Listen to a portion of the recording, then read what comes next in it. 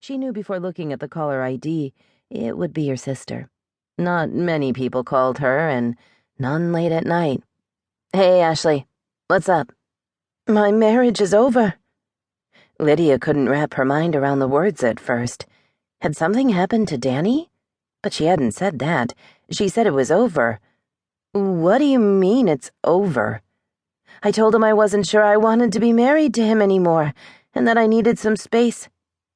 "He didn't even say anything. He just packed up a couple of bags and left."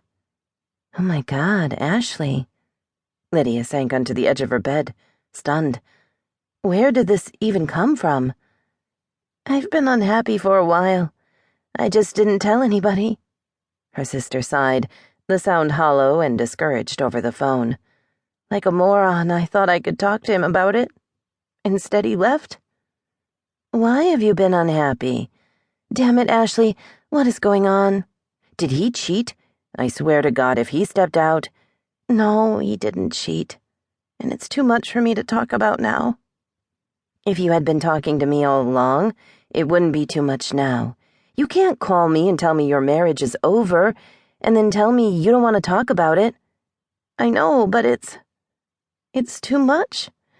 I called to talk to you about the bar." Uh-oh.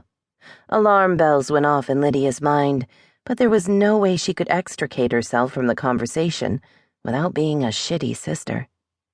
"I need you to come back and help Dad," Ashley said, and Lydia dropped her head back against the sofa cushion, stifling a groan. "I need some time off."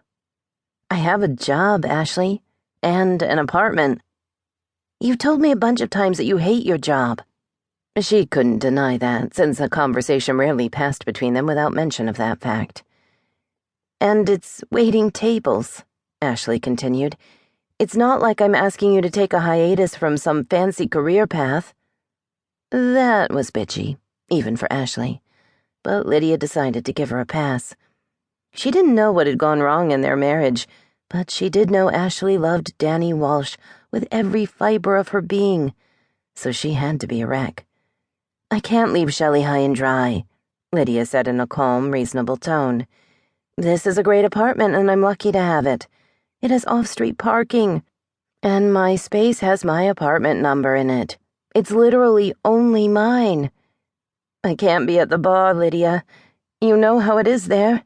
Everybody's got a comment or some advice to give, and I have to hear every 5 minutes what a great guy Danny is, and why can't I just give him another chance?" Danny really was a great guy, but she could understand her sister not wanting to be reminded of it constantly while they were in the process of separating. But going back to Boston and working at Kincaid's was a step in the wrong direction for Lydia. "I don't know, Ash. Please, you don't know."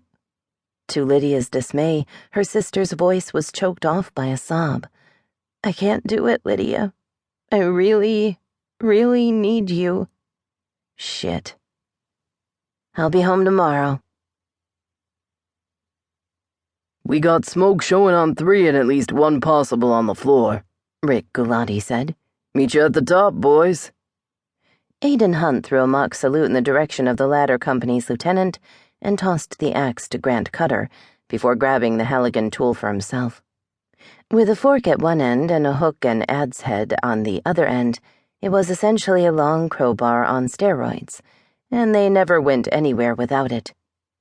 After confirmation Scotty Kincaid had the line, and a thumbs up from Danny Walsh at the truck, he and the other guys from Engine 59 headed for the front door of the 3-decker. Some bunch of geniuses, generations before, had decided the best way to house a shitload of people in a small amount of space was to build 3-story houses, each floor a separate unit, and cram them close together. It was great if you needed a place to live and didn't mind living in a goldfish bowl. It was less great if it was your job to make sure an out-of-control kitchen fire didn't burn down the entire block. They made their way up the stairs, not finding trouble until they reached the top floor. The door to the apartment stood open, with smoke pouring out. Aidan listened to the crackle of the radio over the sound of his own breathing in the mask. The guys from Ladder 37 had gained access by way of the window and had a woman descend.